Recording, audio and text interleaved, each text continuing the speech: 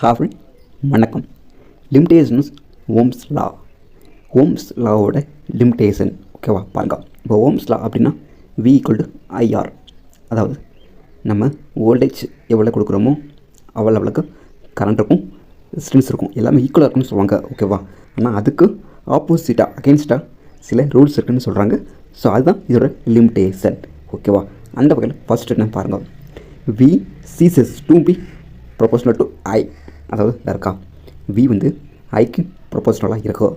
அதாவது ஐ பெருசாச்சு அப்படின்னா வியுமே அதிகமாக தான் இருக்கும். ஸோ அதான் கிராஃப் நம்ம சொல்லிப்பாங்க தான் ஸ்ட்ரெயிட்டாக வந்துருக்கும் ஓகேவா.